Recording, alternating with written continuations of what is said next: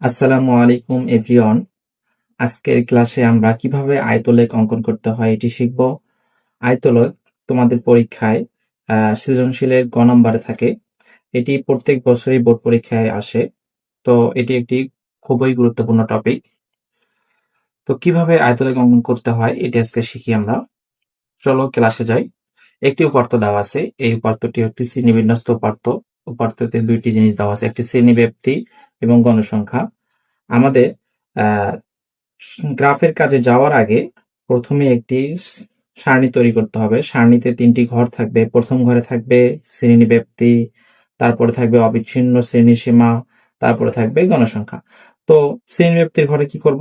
আমাদের এখানে শ্রেণীব্যাপ্তি দেওয়াই আছে। দেখো এখানে প্রথমে রয়েছে ৪৫ থেকে ৪৯। এখানে ৪৫ থেকে ৪৯ লিখবো। তারপর রয়েছে দ্বিতীয় ঘরে ৫০ থেকে ৫৪। আমরা দ্বিতীয় ঘরে ৫০ থেকে ৫৪ আনবো। তৃতীয় ঘরে আছে ৫৫ থেকে ৫৯। আমরা এখানে লিখবো ৫৫ থেকে ৫৯। তারপর রয়েছে ৬০ থেকে ৬৪। আমরাও দেব ৬০ থেকে ৬৪। এখানে রয়েছে ৬৫ থেকে ৬৯। আমরাও দেব ৬৫ থেকে ৬৯। এর পরের ঘরে রয়েছে ৭০ থেকে ৭৪। তারপরে রয়েছে অবিচ্ছিন্ন শ্রেণীসীমা। এটি আমরা পরে করি। তারপরে আমরা ঘরের দেওয়া আছে সর্বশেষ ঘরটা গণসংখ্যা দেখে থেকে তুলি। আমরা দেখো উপাত্ততে প্রথমে এই গণসংখ্যা কত দেওয়া আছে ৪। এই ঘরে নামাবো ৪। তারপর রয়েছে ৮, ৮ দেই ১০। তারপরে ঘরে রয়েছে ২০। তারপরে রয়েছে ১২। তারপরে সর্বশেষ ঘরে রয়েছে ৬। এখন আমরা অবিচ্ছিন্ন শ্রেণীসীমা, এখানে শ্রেণীটা লেখা হয়নি ছোট ঘর বলে, শ্রেণীসীমা কিভাবে নির্ণয় করতে হয় এটি শিখি আমরা। এগুলো তো আমাদের প্রশ্নে দেওয়াই আছে। শ্রেণীব্যাপ্তি এবং গণসংখ্যা এখানে প্রশ্নে আমাদের দেওয়াই আছে। তো আমাদের কি নির্ণয় করতে হবে এখন? অবিচ্ছিন্ন শ্রেণী সীমা। তো অবিচ্ছিন্ন শ্রেণী সীমা কিভাবে নির্ণয় করতে হয় খুব মনোযোগ সহকারে দেখো। এখানে প্রথম ঘরের শ্রেণী সীমা দুইটি রয়েছে, একটা ৪৫, ৪৯। তো ৪৫-এর সঙ্গে আমরা ০.৫ বিয়োগ করব। কি করব? এটার সাথে ০.৫ বিয়োগ করব। বিয়োগ করলে হবে কত আমাদের? ৪৪.৫। ৪৪.৫।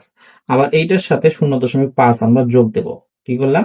এই পাশের গুলো অর্থাৎ শ্রেণীসীমার বাম পাশের গুলো আমাদের ০.৫ বিয়োগ দেব, আর এগুলোতে ০.৫ যোগ দেব। তাহলে কি হবে? এখানে যদি ৫ যোগ দিই তাহলে ৪৯.৫।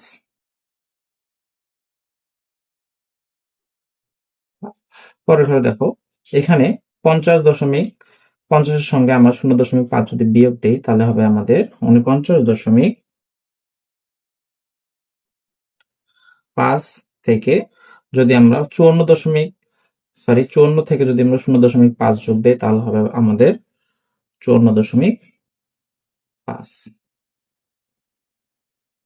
এরপরে ৫৫ থেকে আমরা যদি ০.৫ বিয়োগ করি তাহলে আমাদের বাড়াবে ৫৪.৫ থেকে যদি আমরা ৫৯ এর সাথে ০.৫ যোগ দেই তাহলে ৫৯.৫। তারপরে রয়েছে ৬০। ৬০ এর সাথে যদি আমরা ০.৫ বিয়োগ করি তাহলে হবে আমাদের ৫৯.৫ এবং ৬৪-র সাথে ০.৫ যোগ দেই তাহলে হবে ৬৪.৫। আবার নিচে রয়েছে ৬৫। একইভাবে আমরা এটা যদি বিয়োগ করি ০.৫ তাহলে আমাদের হবে ৬৪.৫, ৬৯.৫। এইভাবে আসবে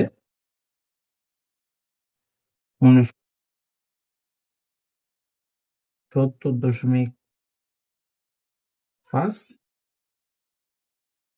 ৭৪.৫। তো কিভাবে অবিচ্ছিন্ন শ্রেণী সীমা নির্ণয় করতে হয় আমরা শিখলাম। গ্রাফের কাজে আমাদের ওয়াই অক্ষ বরাবর y অক্ষ বরাবর একটি সরলরেখা টানবো y, আর একটি x অক্ষ বরাবর একটি সরলরেখা টানবো।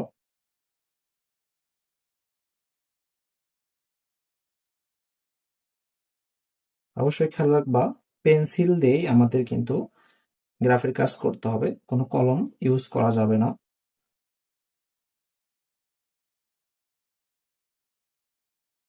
পেন্সিল দিয়ে আমাদের গ্রাফের কাজ করতে হবে।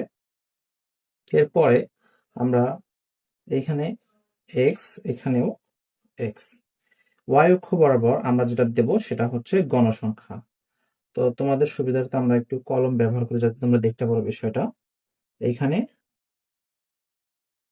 গণসংখ্যা,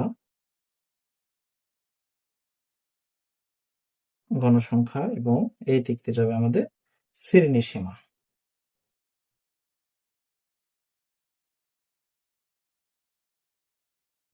শ্রেণী সীমা। এখানে গ্রাফে y অক্ষ বরাবর আমাদের গণসংখ্যা হবে এবং x অক্ষ বরাবর আমাদের শ্রেণীসীমা যাবে। তো আমরা y অক্ষ বরাবর প্রথমে আমরা খেয়াল করব সর্বপ্রথম যে আমাদের গণসংখ্যা সর্বোচ্চ কত। দেখো গণসংখ্যা এখানে সারণীতে দেখো 4, 8, 10, 20, 12, 6। আর আমাদের সর্বোচ্চ গণসংখ্যা হচ্ছে 20। সর্বোচ্চ গণসংখ্যা কত? 20। তো আমরা 5 করে বৃদ্ধি করি। আমরা দুইটা ঘর মিলে, অর্থাৎ দুইটা ঘর মিলে 1 ধরি। 1, 2, 3, 4, 5। অর্থাৎ আমাদের দুইটা ঘর মিলে 1 ধরলে এই ঘরে হবে 5, এই ঘরে হবে 10, এই ঘরে হবে 15, সর্বশেষ এই ঘরে হবে 20। এই ঘরে হবে কত? 20। যেহেতু পেন্সিল দিয়ে আমরা কাজগুলো করতেছি, একটু সমস্যা হতে পারে তোমাদের দেখতে। দেখো y অক্ষ বরাবর আমরা গণসংখ্যা, সর্বোচ্চ গণসংখ্যা যত এই পর্যন্তই রেখে দেবো, এর বেশি বাড়াবো না। এরপর x অক্ষ বরাবর আমাদের যে শ্রেণীসীমা বের করছি, অর্থাৎ অবিচ্ছিন্ন শ্রেণীসীমার নিম্নমান যেটা 44.5, এই পাশের মানগুলো আমরা করব। দেখো প্রথম ঘরটা আমরা নষ্ট করব, এরকম একটা দাগ চিহ্ন দেব। এইখান থেকে আমরা ধরবো। তো প্রথম ঘরটা এইখানে আমাদের সর্বনিম্ন মান যেটা 44 দশমিক, এটা আমরা কলম দিয়ে লিখি তাহলে তোমাদের বুঝতে সুবিধা হবে। 44.5 পরের ঘরে কত? 49.5। এরপরে 54.5, তারপরে আমাদের 59.5,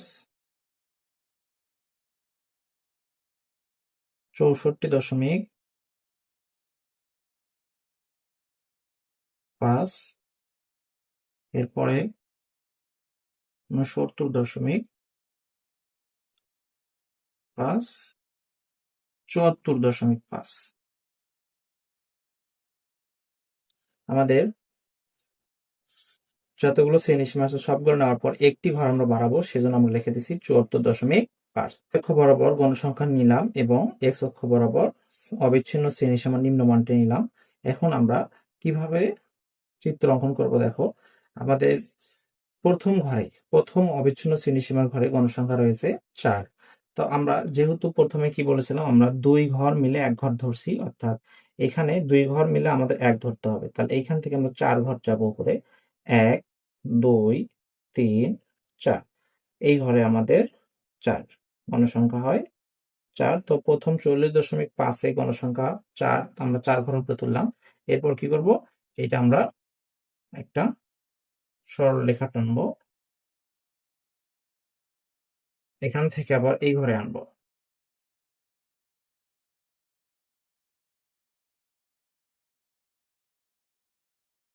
এখন আমাদের ঘর কোনটা? 49.5। খেয়াল করো আমাদের যে সারণীটা আঁকছি, 49.5 এর ঘরে আমাদের গণসংখ্যা আছে 8। এখান থেকে আমরা 8 গুনি।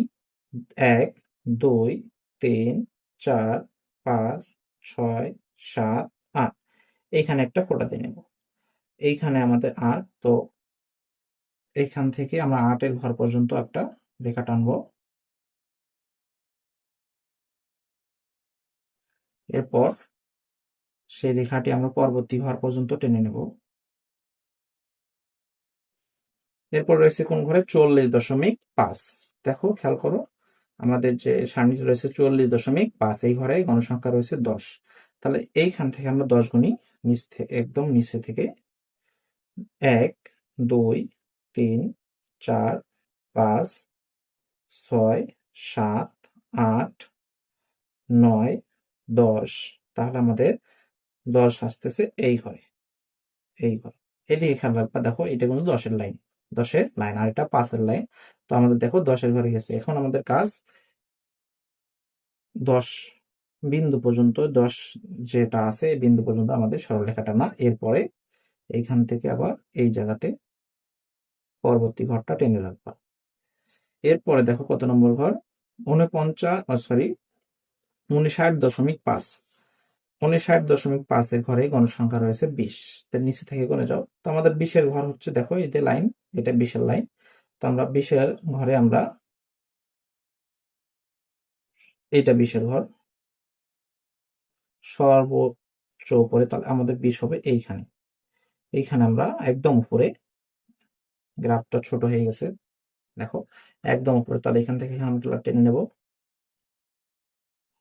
নেওয়ার পর এটা আবার পরবর্তী ঘর পর্যন্ত নিয়ে আসবো। পরবর্তী ঘর দেখো, পরবর্তী ঘরে কত বলা আছে? ৬৪.৫। তখন ৬৪.৫ এর ঘরে রয়েছে ১২। তো আমরা এখান থেকে ১২ ঘরে যাই। দেখো এটা ১০, এটা ১০-এর ঘর এইখানে।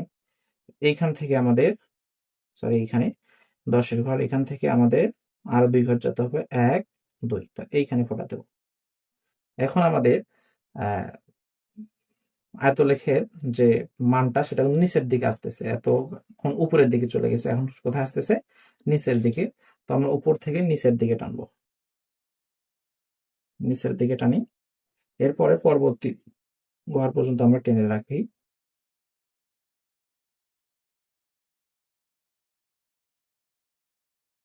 এরপরে যে ঘরটি রয়েছে সেটি হচ্ছে ৬৯.৫। খেয়াল করো, ৬৯.৫ এর সর্বনিম্ন ঘরে রয়েছে ৬। তো আমাদের এটা ৫-এর লাইন, দেখো এই যে ৫-এর গণসংখ্যা ৫-এর ঘরে এইটা। এখান থেকে আমাদের আরো এক ঘর যাইতে হবে, ৫, ৬। এখন উপর থেকে আবার নিচে আসি ৬-এর ঘর পর্যন্ত। এইখান থেকে পরের ঘরে টেনে রাখি।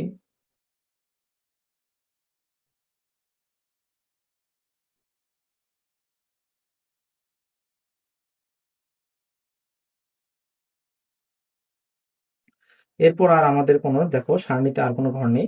তাহলে আমরা এরপরে ডাইরেক্ট আমরা নিচে যে ঘরটি রয়েছে এই ঘরটিতে টেনে দেব।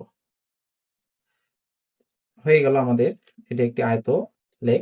এখন আমরা এইটা একটু ফুটে, মানে দেখার জন্য, ভালোভাবে দেখার জন্য ভিতরে একটু পেন্সিল দিয়ে কালি করে নেব, যাতে আয়তলেখটা স্পষ্ট বোঝা যায় এবং এক্সামিনার বুঝতে পারে তোমার আয়তলেখটি সঠিক হয়েছে। তো চিত্রটিতে কালি করা শেষ। এখন আমাদের এটি পরিপূর্ণ একটি আয়তলেখ অঙ্কন হয়ে গেল। তোমরা এই, আমি যেভাবে দেখালাম এইভাবে বাড়িতে ২ থেকে ৩ বার প্র্যাকটিস করলে পরিপূর্ণভাবে তোমরা আয়তলেখ অঙ্কন করা শিখে যাবে। আর অবশ্যই চ্যানেলটিকে একটি সাবস্ক্রাইব ও লাইক করতে ভুলবে না।